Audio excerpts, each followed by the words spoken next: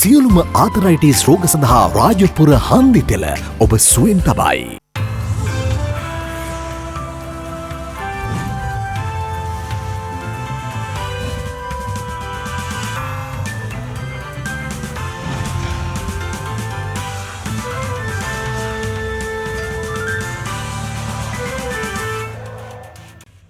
ආයුබෝවන් යථාර්ථවාදීව ලෝකයේ දෙස බලන්නට සත්‍ය සිදුවීම් සම්පින්ඩනයක පුවත් දිගහැරුම ප්‍රධාන රූපවාහිනී 6:30 ප්‍රධාන ප්‍රවෘත්ති විකාශය සමගින් මම භාග්‍ය ධනංජල ගොල්ල ප්‍රථම අවධානයේ දවසේ ප්‍රධාන ප්‍රවෘත්ති සිරස්තල වෙත.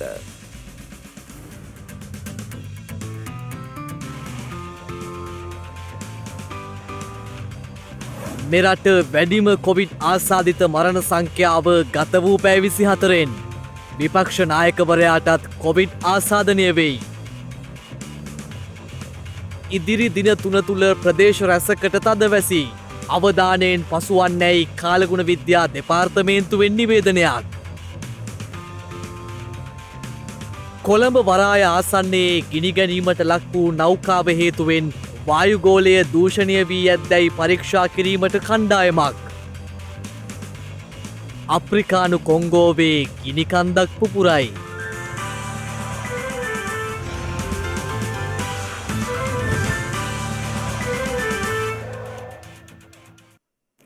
මෙරට තුළ එක් දිනකදී වාර්තා වූ වැඩිම කොවිඩ් වෛරස් ආසාදිත මරණ වාර්තාව යළිත් අලුත් කරමින් ඊයේ දිනය තුළ මරණ 46ක් වාර්තා වුණා. ඒත් සමග මෙරට සමස්ත කොවිඩ් ආසාදිත මරණ සංඛ්‍යාව දැක්වෙන්නේ 1178ක් ලෙසයි. එවින්ම ඊයේ දිනේදී මෙරටින් වාර්තා වූ කොවිඩ් ආසාදිතයින් සංඛ්‍යාව 2909ක්. විපක්ෂ නායක සජිත් ප්‍රේමදාස මහතාට සහ ඔහුගේ බිරිඳටද කොවිඩ්-19 වෛරසය ආසාදනය වී ඇති බව අද තහවුරු වුණා. ඒ අනුව ඔවුන් මේ වන විට ප්‍රතිකාර සඳහා පෞද්ගලික රෝහලක් වෙත යොමු කර ඇති බවයි වාර්තා වන්නේ. එමෙන්ම සමග ජන බලවේගයේ පාර්ලිමේන්තු මන්ත්‍රී මුජිබ රහුමාන් මහතාටද කොවිඩ්-19 ආසාදනය වී ඇති අතර ලංකා කම්කරු කොංග්‍රසයේ භාණ්ඩාගාරික සහ නුවර එළිය දිස්ත්‍රික් පාර්ලිමේන්තු මන්ත්‍රී මර්ධ පාණ්ඩි රාමේශ්වරන් මහතාටද මේ වන විට වෛරසය ආසාදනය වී තිබෙනවා. මේ අතර ඒ වාර්තා වූ කොවිඩ් ආසාදිතයන් අතරින් වැඩිම පිරිස වාර්තා වන්නේ කොළඹ දිස්ත්‍රික්කයෙන්. ඒ අනුව ආසාදිතයන් 556ක් කොළඹ දිස්ත්‍රික්කයෙන් වාර්තා වන අතර කළුතර දිස්ත්‍රික්කයෙන් ආසාදිතයන් 407ක් සහ ගම්පහ දිස්ත්‍රික්කයෙන් ආසාදිතයන් 354 දෙනෙකු වාර්තා වන බවයි කොවිඩ්-19 පැතිරීම වැළැක්වීමේ ජාතික ක්‍රියාන්විත මධ්‍යස්ථානය සඳහන් කළේ. කොළඹ දිස්ත්‍රික්කයේ ආසාදිතයන් 556 දෙනා අතුරෙන් 127 දෙනෙකුම වාර්තා වන්නේ නාරාහෙන්පිට ප්‍රදේශයෙන්. ඊට අමතරව පාදුක්ක ප්‍රදේශයෙන් ආසාදිතයන් 81ක් සහ හෝමාගම ප්‍රදේශයෙන් ආසාදිතයන් 40 දෙනෙකු වාර්තා වනවා. එමෙන්ම ඊයේ දිනේ වාර්තා වූ මරණ සිදු වී ඇත්තේ පසුගිය 16 වෙනිදා සිට ඊයේ එනම් 22 වෙනිදා දක්වා වන කාලය තුල බවයි සෞඛ්‍ය සේවා අධ්‍යක්ෂ ජෙනරාල්වරයා සඳහන් කළේ.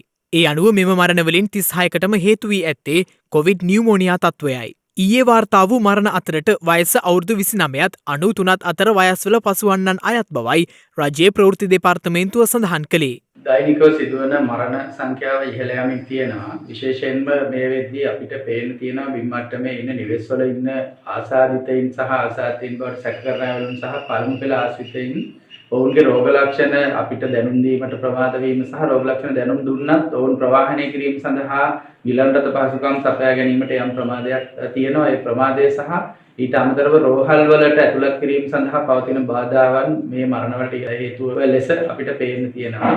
මේ ඉහළ යමින් තියෙන මරණ සංඛ්‍යාව පාලනය කර ගැනීම සඳහා අපි මහජනතාවගෙන් ඉල්ලනවා අපි අවදානම් කණ්ඩායම් යම් සැකසහිත රෝග ලක්ෂණයක් තියෙනවා නම් ඊටාම කන්නමින් තමන්ගේ කොට්ටාශ භාර මහජන සෞඛ්‍ය පරීක්ෂකවරයාට දැනුම් දෙන්න කටයුතු කරන්න.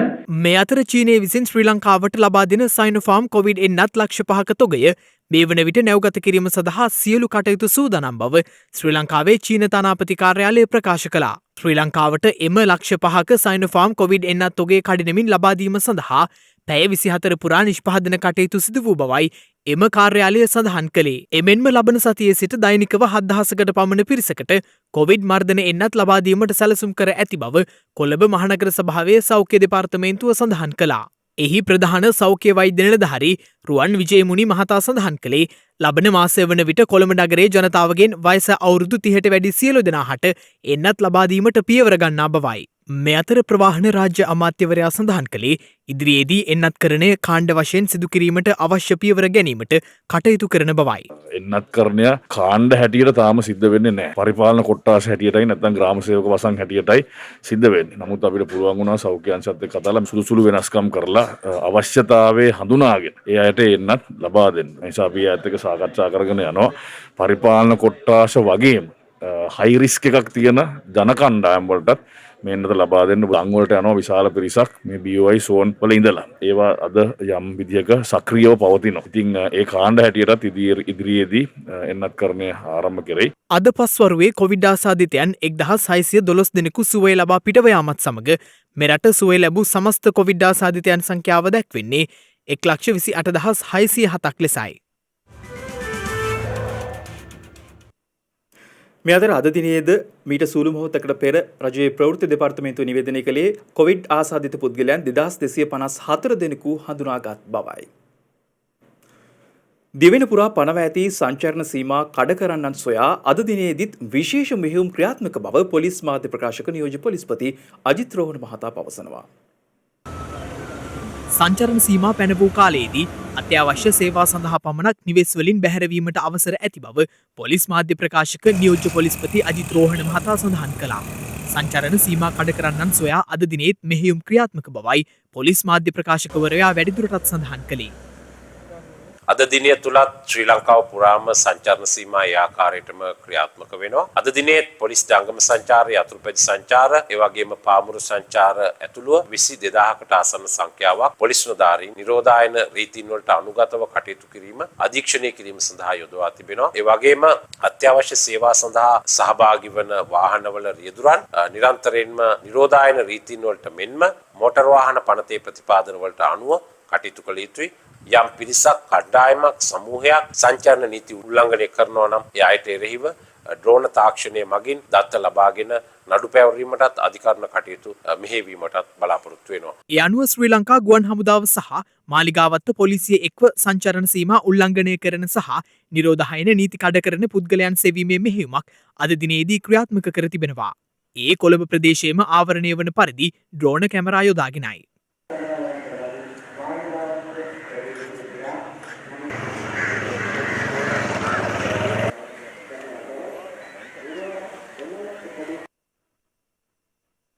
මේ අතර පොලිසිය විසින් අප්‍රේල් මස 5 වනදා හෝ ඊට පසුව නිකුත් කර ඇති ගෙවීමට නොහැකි වූ දඩපත්‍රිකා ගෙවීම වෙනුවෙන් සහන කාලයක් ලබා දීමට තීරණය කර තිබෙනවා. මේ ඒ සම්බන්ධයෙන් අදහස් දක්වන පොලිස් මාධ්‍ය ප්‍රකාශකවරයා පසුගිය අප්‍රේල් මාස 5 වෙනි දින හෝ ඊට පසුව නිකුත් කරන ලද යම් රථවාහන දඩපත්‍රිකාවක් සඳහා එහි කාලය ඉක්ුත් වී ගියද අදාළ මුදල් නැවත දැනුම් දෙනතුරු තැපැල් කාර්යාල විවෘත කරන දිනයකදී ගෙවීමට හැකියාවක් තිබෙනවා. ඒ වගේම එම නියෝගය නැවත දැනුම් දෙනතුරු ක්‍රියාත්මක වෙනවා. වැඩිපුර මුදල් ගෙවීමක් සිදු කළ යුතු වන්නේ නැහැ. දඩපත්‍රිකාවේ තිබෙන මුදල පමණයි ගෙවිය යුතු වන්නේ. ඒ වගේම ඔවුන් ගෙවීමේ කාලය ප්‍රමාද වීම සම්බන්ධයෙන් අධිකරණේ නඩු පැවරීමක් සිදු වෙන්නේ නැහැ. දඩපත්‍රිකා ලබා දී ඇති ලබාගත් අයට එම සහනය හිමි වෙනවා. මේ අතර මැයි 25 වනදා අලුයම 4ට සංචරණ සීමා ඉවත් කර යලි එදිනම රාත්‍රියේ 11 සිට 28 වනදා සිකුරාදා අලුයම 4 දක්වා සංචරණ සීමා ක්‍රියාත්මක කිරීමේ තීරණයේ කිසිදු වෙනසක් නොමැති බව යුද හමුදාපති ජෙනරාල් ශවේන්ද්‍ර සිල්වා මහතා සඳහන් කළා. ඒ අනුව 25 වනදා අලුයම 4ට පැය 19ක කාලයක් සඳහා සංචරණ සීමා ඉවත් කෙරෙන අතර යලි එදිනම රාත්‍රී 11ට දිවයිනටම බලපාන අයුරින් සංචරණ සීමා පැනවෙනවා. යලි එය ඉවත් කෙරෙන්නේ 28 වනදා සිකුරාදා අලුයම 4ටයි. කොවිඩ් වෛරසය රට තුළ පාලනය වීමට නම් සති 4කට දිවෙන පුරා සංචාරණ සීමා පැනවිය යුතු බව රජරට විශ්වවිද්‍යාලයේ මහාචාර්ය සුනිත් අංගම්පොඩි මහතා පවසනවා. අපි මීට සති 5කට කලින් රටේ සංචරණ සීමා පැනෙවුවා නම් අපිට පැහැදිලි ලෙසම දවසකට සිද්ධ වෙන මරණ ප්‍රමාණය 20ක් වගේ මට්ටමට වෙනකොට මේ වසංගතයේ යන දිශාව සහ ඒ නිසා සිදුවෙන මරණ අඩු කරගැනීමේ හැකියාවක් තිබුණා. හැබැයි ඒකෙන් අදහස් කරන්නේ නැහැ අපි දැනට ප්‍රමාද වැඩි කියලා. මොකද තාම අපි මේ වසංගතයේ උච්චම අවස්ථාවට ඇවිල්ලා නැහැ. මේ වෙලාවේ වුණත් අපි නිෂ්ක්‍රියා මාර්ග ගත්තොත් අපිට පුළුවන් මේක ඉතාමත් උච්ච අවස්ථාවක් යන එක නවත්තන්න.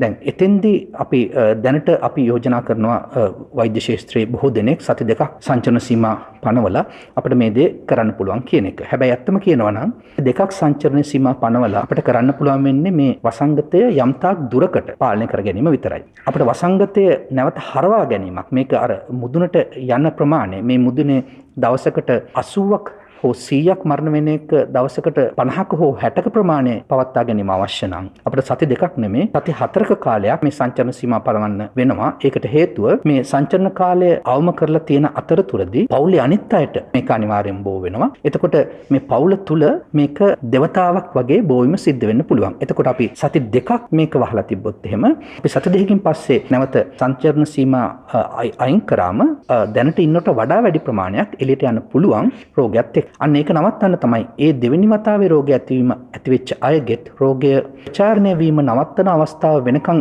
ඉඳලා තමයි සංචරණ සීමා ඉවත් කරන්න ඕනේ. එහෙම කරොත් විතරයි අපිට මේක නැවත හරවා ගැනීමක් කරන්න පුළුවන් වෙන්නේ. කොවිඩ් ව්‍යාප්තිය හේතුවෙන් ඉන්දියාවේ තමිල්නාඩු ප්‍රාන්තයේ ක්‍රියාත්මක වූ නිරෝධායන නීති තවත් සතියකින් දීර්ඝ කර තිබෙනවා. අද උදෑසනින් අවසන් වූ පැය 24 තුළ ඉන්දියාවෙන් කොවිඩ් ආසාදිතයන් 2,40,842ක් හඳුනාගෙන ඇති අතර ඒ අනුව රට සමස්ත ආසාදිතයන් සංඛ්‍යාව 2,65 ලක්ෂය ඉක්මවනවා. එමෙන්ම ගත වූ පැය 24 තුළද වාර්තා වූ කොවිඩ් මරණ සංඛ්‍යාව 3,741ක්. ඒත් සමගින් ඉන්දියාවේ කොවිඩ් මරණ සංඛ්‍යාවද 2,99,000 සීමාව ඉක්මවා ගියා. මේ මාසය තුළ පමණක් ඉන්දියාවෙන් කොවිඩ් ආසාදිතයන් 77 ලක්ෂයක් වාර්තා වී ඇති අතර මේ මාසය තුළ මේ දක්වා වාර්තා වී ඇති කොවිඩ් මරණ සංඛ්‍යාව 90,000කට අධිකයි. මේ අතර තවත් සතියක කාලයක් සඳහා තමිල්නාඩුව වසා තැබීමට ප්‍රාන්ත බලධාරීන් තීරණය කර තිබෙනවා. ප්‍රාන්ත සෞඛ්‍ය බලධාරීන් උපුටා දක්වමින් ඉන්දිය මාධ්‍ය වාර්තා කළේ තවත් සතියක කාලයක් සඳහා වන ප්‍රාන්තයේ වසා තැබීමේ තීරණය හෙට සිට බලාත්මක වන බවයි. කොවිඩ් වෛරසය සමග ඉන්දියාවේ පැතිර යන මාරාන්තික විය හැකි කළුපුස් රෝගයට අපිරිසිදු මුව ආවරණද බලපා ඇති බවට මතයක් ඉදිරිපත් වී තිබෙනවා. වෛද්‍ය විශේෂඥයන් පෙන්වා දී ඇත්තේ අපිරිසිදු මුව ආවරණ දිගු කලක් භාවිතා කිරීම මෙන්ම හොඳ වාතාශ්‍රයක් නොමැතිවීම මෙම රෝගය ඇතිවීමට හේතුවක් වී ඇති බවයි. එමෙන්ම කොවිඩ් ආසාදනය නිසා ශරීරයේ ප්‍රතිශක්තිය බෙහෙවින් දුර්වල වීම නිසාද කළුපුස් රෝගයට ගොදුරු විය හැකි බව ඇතැම් වෛද්‍යවරුන්ගේ මතයයි. ඒ රට කොවිඩ් වසංගතය සමග ඉන්දියාවේ පැතිර යන දුර්ලභ කළුදිරීර රෝගය ආසාදිතයින් මේ වන විට ප්‍රාන්ත 20කට ආසන්න සංඛ්‍යාවකින් හඳුනාගෙන ඇතැයි ඒ රට මාධ්‍ය වාර්තා කළා. රෝගීන්ගෙන් බහුතරය කොවිඩ් ආසාදිත සහ ඉන්සුවේ ලැබූ පුද්ගලයන් බවයි එරට සෞඛ්‍ය අංශ පෙන්වා දෙන්නේ. මේ අතර ඔක්ස්ෆර්ඩ් ඇස්ට්‍රාසෙනෙකා හෝ ෆයිසර් බයෝඑන්ටෙක් කොවිඩ් එන්නත් මගින් ඉන්දියානු කොවිඩ් විකෘති ප්‍රභේදයට එරෙහිව 80% ශක්්‍යතාවයක් පෙන්නුම් කරන බව බ්‍රිතාන්‍ය රජයේ සෞඛ්‍ය අංශ සිදු කළ අධ්‍යයනයකින් හෙළි වී තිබෙනවා. රජය මගින් පත් කළ වෛරස ප්‍රතිචාර උපදේශක කණ්ඩායම මෙම සොයාගැනීම සිදු කර ඇති බවයි ලන්ඩන් වාර්තා සඳහන් කළේ. ඊ 16/172 ලෙස නම් කෙරුණු ඉන්දියානු විකෘති ප්‍රභේදය මේ වන විට ඉන්දියාවේ මෙන්ම ලොව පුරා කොවිඩ් ව්‍යාප්තිය වේගවත් කිරීමට හේතු වී තිබෙනවා. බ්‍රිතාන්‍ය අධ්‍යයන කණ්ඩායමක් වැඩිදුරටත් ප්‍රකාශ කළේ ඇස්ට්‍රාසෙනෙකා හෝ ෆයිසර් එන්නත් මාත්‍රා දෙකම ලබා ගැනීමෙන් කෙන්ට් කොවිඩ් ප්‍රභේදයට එරෙහිව 87%ක රැකවරණයක් සලසන බවයි.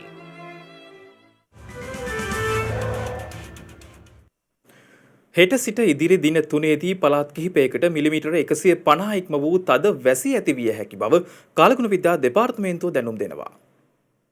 ඊසාන දිග බෙංගාල බොක්ක ආශ්‍රිත මුහුදු ප්‍රදේශයේ පැවති අඩු පීඩන තත්ත්වය මේ වන විට පීඩන අවපාතයක් දක්වා වර්ධනය වී ඇති බව කාලගුණ විද්‍යා දෙපාර්තමේන්තුව පවසනවා.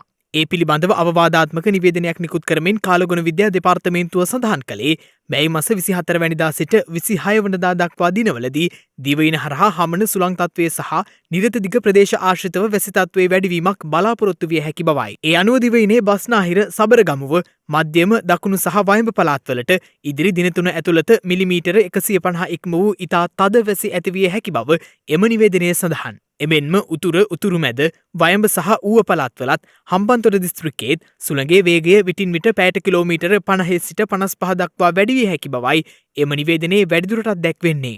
කැලණි ගඟ, ගින් ගඟ, නිල්වලා ගඟ, කළු ගඟ යන ගංගාවන් සහ කුකුලේ ගඟ, දදුරුව යන ගංගාවන් දැනටමත් ගම් වතුර අවදානම් තත්ත්වයට ළඟා වෙමින් පවතිනවා. ඊට අමතරව මධ්‍යම කඳුකරයට ඇතිවන වැසි අනුව නායම් අවදාන සහිතව අවවාද නිකුත් කළ අවස්ථාවේම ඒ තැන්වලින් පිටත් විය යුතුයි. නිරෝධායනයට පත් කර ඇති පවුල් මේ අපදාවනට ලක්වන ප්‍රදේශවල සිටී නම් PHI මහතාට සහ ආපදා සහන නිලධාරීන්ට හෝ දිස්ත්‍රික්ක ලේකම් ප්‍රාදේශීය ලේකම්වරු දැනුවත් කිරීමෙන් ඒ අයට වෙනම සකස් කර ඇති තරමැදි ප්‍රතිකාර මධ්‍යස්ථාන සඳහා ගමන් කිරීමට හැකියාවක් තියෙනවා.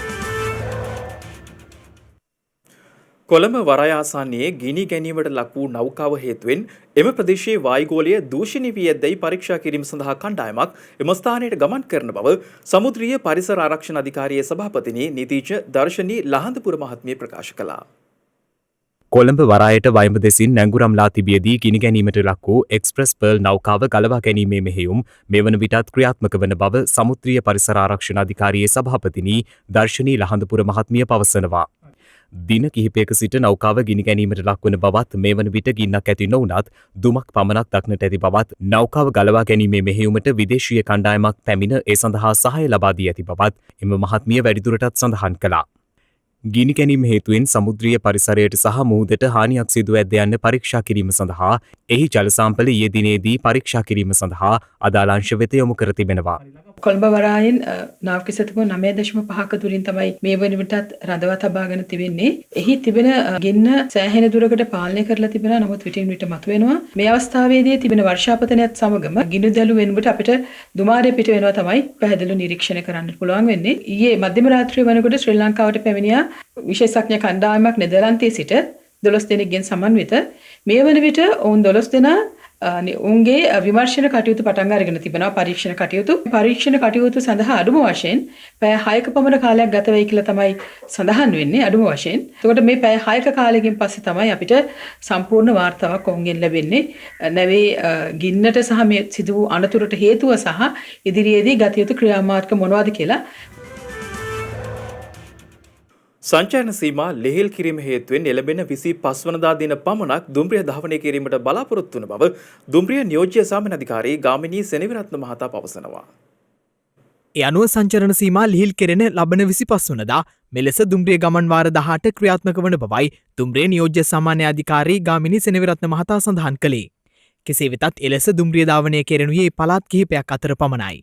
ඒ අනුව අම්බේපුස්සේ සිට කොළඹ කොටුවටත් පොල්ගහවෙල සිට මහනුවරටත් අලුත්ගම සිට මරදානටත් බෙලියත්තේ සිට ඉඳුරුව දක්වා කොච්චිකඩේ සිට කොළඹ කොටුව දක්වාත් අවිස්සාවේල්ල සිට කොළඹ කොටුව දක්වාත් දුම්රිය ගමන් වාර යොදවා ඇති බවයි දුම්රිය නියෝජ්‍ය සාමාන්‍ය අධිකාරීතුමන් සඳහන් කළේ. රජය විසින් මැයි මාස 27 වනදා දක්වා දිවයිනටම බලපාන පරිදි පනවා තිබූ සංචාරණ සීමා එන අඟහරුවාදා එනම් 25 වනදා ලිහිල් කිරීම හේතුවෙන් ශ්‍රී ලංකා දුම්රිය සේවය ත්‍රිස්ත්‍රික්ක අතර පමණක් දුම්රිය ධාවනය කිරීමට කටයුතු කරලා තියෙනවා. ඒ අනුව අඹේපුස්සේ සිට දුම්රිය ගමන්වාර 3කුත්, අලුත්ගම සිට දුම්රිය ගමන්වාර 2කුත්, කොච්චිකඩේ සිට දුම්රිය ගමන්වාර 3කුත්, කැලණිවැරි මාර්ගයේ අවිස්සාවේල්ල සිට ගමන්වාර 2කුත් ආදී වශයෙන් බස්නාහිර පළාත තුර දුම්රිය ධාවනය කිරීමටත් ඊට අමතරව බෙලියත්තේ සිට ඉඳුරුව දක්වා ගමන්වාර 2කුත්, මහනුවර සිට පොල්ගහවෙල දක්වා ගමන්වාර 2කුත් ධාවනය කිරීමට එළමෙන 25 වනදා කටයුතු කරලා තියෙනවා. හැබැයි 26 සහ 27 කිසිදු දුම්රියක් ධාවනය කෙරෙන්නේ නැහැ. 28 සුපුරුදු පරිදි පසුගිය සිකුරාදා ධාවනය කරන ලද සියලුම දුම්රියන් ධාවනය කිරීමට අපි සූදානම්ව සිටිනවා. දුම්වැටි සහ දුම්කල ආශ්‍රිත නිෂ්පාදන භාවිත කරන්නන්ගෙන් අඩක් ඒ ආශ්‍රිත රෝග හේතුවෙන් මිය යන බව ලෝක සෞඛ්‍ය සංවිධානය පවසනවා. නමුත් මෙරට පුරවැසියන් කොවිඩ් වසංගත තත්ත්වයේ වුවද ඇතැම් පිට කටයුතු කරන්නේ එම තත්ත්වයේ කිසිදු අයුරකින් මායිම් නොකරමින් බවයි දුම්කොළ සහ මදිසාර පිළිබඳ තොරතුරු මධ්‍යස්ථානයේ සංඛ්‍යාලේඛන තහවුරු කරන්නේ. ලෝක සෞඛ්‍ය සංවිධාන දත්තවලට අනුව දුම්කොළ ආශ්‍රිත නිෂ්පාදන භාවිතා කිරීම නිසා සිදුවන මරණ අතරින් මිලියන 7ක ප්‍රමාණයක් සිද්ධ වෙන්නේ ඍජු දුම්කොළ ආශ්‍රිත නිෂ්පාදන භාවිතා කිරීම නිසා. ඒ වගේම දුම්කොළ ආශ්‍රිත නිෂ්පාදන භාවිතා කරන්නන්ට නිරාවරණය වීම නිසා සිදුවන මරණ සංඛ්‍යාව මිලියන 1.2ක්. මෙරට බෝනොවන රෝගාබාධ සහ මරණ සඳහා ප්‍රධානතම හේතුව බවට දුම්කොළ භාවිතය පත් පැති අතර මෙරට සමස්ත මරණවලින් 10න් එකකට වගකිව යුත්තේ මෙම තත්ත්වයයි. එමෙන්ම මෙරට පිරිමි පුද්ගලයින් අතර බහුල පිළිකා තත්ත්වයක් ලෙස මුඛ පිළිකාව නම් කර ඇති අතර සෑම අවුරුද්දකටම 2500ක් පමණ පුද්ගලයින් අලුතින් එම රෝගී තත්ත්වයට දුම්කොළ සහ මද්‍යසාර නිසා පත්වන බවයි මෙරට සෞඛ්‍ය දත්ත පෙන්වා දෙන්නේ. පෙනහළු පිළිකාද ඒ අතර ප්‍රධාන තැනක් ගන්නා අතර තවත් එක් දැඩි බලපෑමක් වන්නේ දුම්පානය හේතුවෙන් හෝමෝන පද්ධතියට දීර්ඝකාලීන බලපෑම් එල්ලවීමට ඇති හැකියාවයි. මෙවැනි තත්ත්වයක් හමුවේ මෙරට දුම්කොළ සහ මධ්‍යසාර භාවිතයට පුද්ගලයන්ගේ පෙළඹීම කෙතරම් දැයි පසුගිය දිනේදී අපට දැක ගැනීමට හැකි වුණා. ඒ කොවිඩ් ව්‍යාප්තිය මත පසුගියදා දිවයිනටම බලපැවැත්වෙන පරිදි සංචරණ සීමා පැනවීම හේතුවෙන් විශාල පිරිසක් සුරාසැල් ආශ්‍රිතව පොරකමින් සිටි දර්ශන හමුවෙයි. ඒ අනුවයි අපි සිතුවේ එතරම් වෙහෙසක් දරමින් ඔවුන් සිදු කරන එම ක්‍රියාවලියේ ඔබ නොදකින පැතිකඩ ඔබට අනාවරණය කරන්නට. ඔබ දන්නවද? මෙරට සමස්ත ජනගහනයෙන් 22.8ක් දෛනිකව දුම් වැටි භාවිතය සඳහා යොමු වනවා. ඒ වගේම දෛනිකව 22%ක් මධ්‍යසාර භාවිතය සඳහා යොමු වෙනවා. මෙරට සමස්ත ජනගහනයෙන් 45,000ත් 60,000ත් අතර ප්‍රමාණයක් දෛනිකව හෙරෝයින් භාවිතය සඳහා යොමු වෙනවා. ඒ වගේම ඔවුන් ඒ සඳහා වියදම් කරන මුදලත් සුළුපටු නැහැ. මධ්‍යසාර සඳහා දෛනිකව වියදම් කරන මුදල රුපියල් මිලියන 590ක්. ඒ වගේම දුම්වැටි සඳහා දෛනිකව වියදම් කරන මුදල රුපියල් මිලියන 400ක්. දුම්කොළ සහ මධ්‍යසාර පිළිබඳ තොරතුරු මධ්‍යස්ථානයේ පසුගිය වසරේ දත්තවලට අනුව දුම්කොළ සහ මධ්‍යසාර භාවිතා කරන්නන් අතරින් වැඩිම පිරිසක් ඉන්නේ වයස අවුරුදු 24ත් 39ත් අතර වයස් කාණ්ඩවල. මධ්‍යසාර භාවිතා කිරීමට පෙළඹී ඇති පිරිස 45%ක්. ඒ ආකාරයෙන් සඳහන් කරපු දත්තවලට අමතරව පසුගිය වසරේ පාරිභෝගික වියදම් සංයුතියට අනුව මධ්‍යසාර දුම්කොළ නිෂ්පාදන සහ වෙනත් මත්ද්‍රව්‍ය ආශ්‍රිත නිෂ්පාදන සඳහා සමස්ත වියදමෙන් පුද්ගලයන් වියදම් කරපු කොටස 3.4ක්. නමුත් අධ්‍යාපනය වෙනුවෙන් මෙරට පුද්ගලයන් වියදම් කර තිබුණේ 1.4ක් තරම් ප්‍රමාණයක් පමණයි. සෞඛ්‍ය වෙනුවෙන් වියදම් කරලා තිබුණේ 2.9ක්. ඒ අනුව මෙරට පුද්ගලයන් අධ්‍යාපනයට සෞඛ්‍යයට වඩා වැඩි ප්‍රමාණයක් වියදම් කරලා තියෙන්නේ දුම්කොළ සහ මධ්‍යසාර භාවිතා කිරීම වෙනුවෙන්. මෙවැනි තත්ත්වයක් හමුවේ මතින්තොර රටක් යන්න යථාර්ථයක් වන දිනය තවදුරද අනාගත පරපුර වෙනුවෙන් එම සිහිනේ යථාර්ථයක් කරනවාද විනාශ කරනවාද යන තීරණය පවතින්නේ ඔබ අතේ. මේ කාලය හිනාව නොහිතපු විදිහට මිනිසුන්ගෙන් ඈත් කරපු කාලයක්. ඉතින් එවන් හිනාවන් අපෙන් වසන් කරන්න මොකක්ද හේතුව? අවුරුදු ගණනාවක් මිනිසුන් හිර කළ වසංගතයක් ලෝකයටම බලපෑම් කරද්දී ඇතැම් තැන්වල නවතින්න අපිට සිද්ධ වුණා. නවතින හැම තැනකම හුරුපුරුදු හිනාව අපෙන් හැංගුණා. හිනාව කෙනෙක් පිළිගැනීමේ අපූරු සංකේතයක්. තව කෙනෙකුට සතුටක් දෙන දෙයක්. කිසිම මුදලක් වියදම් නොකරම තව කෙනෙක්ට දෙන්න පුළුවන් වටිනම දෙයක්. අතීතයේ ඉඳලම ලංකාවේ අපි ලෝකයේ ඉහළින් මෙසවුනේ ආගන්තුක සත්කාරතින් ප්‍රමුඛ රටක් විදියට. තාමත් ඒක කිසි වෙනසක් නෑ. ඒ විදියට ඉහළට එසවූ ආගන්තුක සත්කාර අතර ලංකාවේ අපිට තිබුණා ලස්සන හිනාවක්. හැම කෙනෙක්ටම දෙන්න පුළුවන්. ඒ දේවල් එහෙම වෙද්දී සමහර විට ඕන කමින්ම හිනාව හංගගත්ත මිනිස්සුත් හිටියා. තව කෙනෙක් එක්ක සුහදව හිනාවෙන්න බැරි මිනිස්සු හිටියා. ඒ අතරේ අව්‍යාජව මිනිස්සු එක්ක හිනා වුණ අයත් හිටියා. ඒත් කොවිඩ් ලෝකයටම බලපෑම් කරද්දී අපි මුවාවරණය කරගනිද්දී අපෙන් හිනාව උදුරගෙන ගියා. හිනා වුණත් හිනාව පිටතට නොපෙනෙන විදියට මුවාවරණයකින් අපේ හිනාව වසන් වුණා. කොවිඩ් වෛරසයක් මිනිස්සු තරමක් හෝ ඈත් කරපු. එහෙම බැලුවම මිනිස්සු එන් කරන බොහොමයක් කොහොමත් වෛරස් කියලා හිතෙන වෙලාවලුත් තියෙනවා. මාස්ක් එකක් දාගෙන සමහර විට දවස පුරාම ඉන්න අපි තව කෙනෙක් එක්ක හිනා වුණාම ඒක පිටට පෙනුනේ නැහැ. සමහර විට ඒ කෙනා හිනා වුණාද කියලාවත් අපිට තේරුනේ නැහැ. ඒ අතරේ මාස්ක් එක නිසා හිනාව හංගගන්න පුළුවන් වුන නිසා ඒක ප්‍රයෝජනෙට ගත්තු මිනිස්සු හිටියේ නැහැ කිව්වොත් ඒක ලොකු අඩුවක්. මුවාවරණයක් නැත්නම් මාස්ක් එකක් දාගෙන ඉද්දී හිනා වෙන්න පුළුවන්. නැත්නම් උසුළු විසුළු කරන්නත් පුළුවන්. මොකද ඒක පිටතට පේන්නේ නැති නිසා. සමහර විට ඉස්සරහට මූනිච්චාවට හිනා වෙලා පස්සේ ඒ හිනාවම ඇද කරන්නත් මිනිස්සුන්ට පුළුවන්. ඒක නම් මාස්ක් එකක් දැම්මත් නොදැම්මත් සමහර මිනිස්සුන්ට පුරුදු දෙයක්. ඒත් සමහර මිනිස්සු හරි නිහඬයි. වචනයක් දෙකක් කතා කරන්නෙත් බොහොම අඩුවෙන්. ඒ මිනිස්සු හිනාවෙන් ගොඩක් දේ පෙන්වන්න උත්සාහ කරනවා. ඒත් මාස්ක් එක ඒ දේත් නැති කළා. සමහර විට තව කෙනෙක්ගේ හිනාවක් කියන්නේ තව කෙනෙක්ට ලොකු සතුටක්. වචනයක් දෙකක් තව කෙනෙක් එක්ක කතා කරන්න බලාගෙන ඉන්න මිනිස්සුන්ට හිනාවක් කියන්නෙත් මහමෙරක්. ඉතින් එවන් හිනාවන් අපෙන් වසන් කරන් කොවිඩ් හෙටත් අපිට සරදම් කරාවි. දැන් අපි හැමෝම හිනාවෙමු. හැම දුකක් මතරින් අපි හිනාවෙමු. සමහර විට මාස්ක් එකක් දාගෙන ඉන්නව නම් ඔබේ හිනාව අපිට පේන්නේ නැහැ. ඒත් අපි ආරක්ෂා වෙන්න නම් මාස්ක් එක දාන්නම ඕනේ. ඉතින් දවසක වෛරසය ලොවෙන් යන්න කියාම අපි ආයෙම පුරුදු විදියට හිනාවෙමු.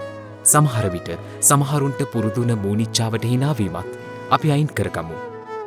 ලෝකය ආයෙත් වෙනදා විදියටම හැඩගැහුණු දවසක අපි සතුටින් හිනාවෙමු. එතකොට අපේ හිනාව නිසාම කිසිම වසංකතයක් ආයෙත් එන එකක් නැහැ.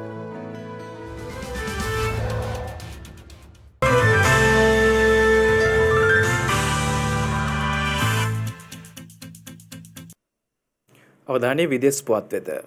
අප්‍රිකානු කොංගෝ රාජ්‍යයේ ගිනි කන්දක් විධාරණය වීම හේතුවෙන් මිලියන සංඛ්‍යාත ජනතාව දැඩි අවධානමකට මුහුණ දෙමින් සිටින බව විදේශ මාධ්‍ය වාර්තා කළා.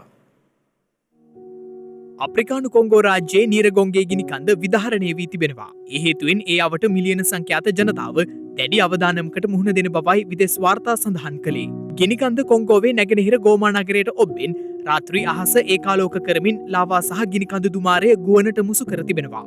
ගිනිකඳු ලාවා ගලා එන ප්‍රදේශයේ ජනතාව දහස් ගණනින් ආරක්ෂිත ස්ථාන කරා ගමන් ගන්නා අයුරු විදේශ මාධ්‍ය මෙලෙස වාර්තා කළා. ගිනිකන්දට කිලෝමීටර 10ක් මෑතින් පිහිටි ගෝමා නගරයේ මිලියන 2ක පමණ ජනගහනයක් වාසය කරනවා. රජයේ නිවේදනය නිකුත්වීමට පෙර සිටම එහි ජනතාව සිය මෙට්ට සහ ඇඳ ඇතිරිලි ඇතුළු තමන් සතු දෑරගෙන රුවන්ඩා දේශ සීමාව වෙත ගමන්ගත් බව එරට මාධ්‍ය වාර්තා කළා. එමෙන්ම යාබද රුවන්ඩාවටද නීරගොංගේ ගිනිකන්දේ පිපිරීමෙන් අවධානමක් පවතින බවයි එරට මාධ්‍ය උපුටා දක්වමින් විදේශ වාර්තා සඳහන් කළේ. 2002 වසරේදී මෙම ගිනිකන්ද විධාරණයට ලක්වීමෙන් පුද්ගලයන් 250කට අධික පිරිසක් ජීවිතක්ෂයට පත් වූ අතර 1,20,000කට පමණ උන් හිටිතැන් අහිමි වුණා. දිනක සටහන් නිමවන්නට මත්තෙන් හෙට දවසේ වැදගත්කමටයි මේ අවධානය.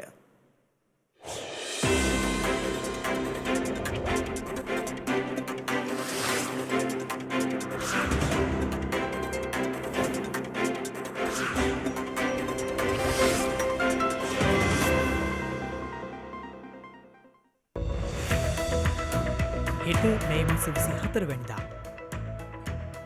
වසර 60කට වැඩි කාලයක් කැලණි ගඟ හරහා ඇති එකම පාලම වූ වික්ටෝරියා පාලම කොළඹ දක්වා සම්බන්ධ වන සියලුම ගමනාගමනය සඳහා විවෘත කර ඇත්තේ 1895 වසරේ මැයි මාස 24 වන දිනයි. එක්සත් රාජධානිය තුළ කාර්මික දේශපාලන විද්‍යාත්මක සහ මිලිටරි වෙනසක කාල පරිච්ඡේදයක් නිර්මාණය කරමින් බ්‍රිතාන්‍ය අධිරාජ්‍යයේ විශාල ව්‍යාප්තියක් සලකුණු කරමින් ලොවෙන් අඩකම අධිරාජනීය වූ වික්ටෝරියා රැජින උපත ලබා ඇත්තේ 1819 වසරේ මැයි මාස 24 වන දිනයි. Samuel F.V. මොරිස් විසින් ඇමරිකාවේ පළමු විදුලි පණිවිඩ මාර්ගය විධිමත් ලෙස ආරම්භ කර ඇත්තේ 1844 වසරේ මැයි මාස 24 වන දිනයි.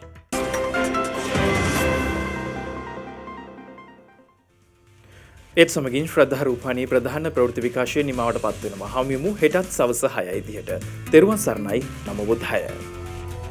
මෙවැනි වැදගත් පුවත් නැරඹීම සඳහා ශ්‍රද්ධා TV News YouTube channel එක subscribe කර සීනුව සලකුණ වන්න.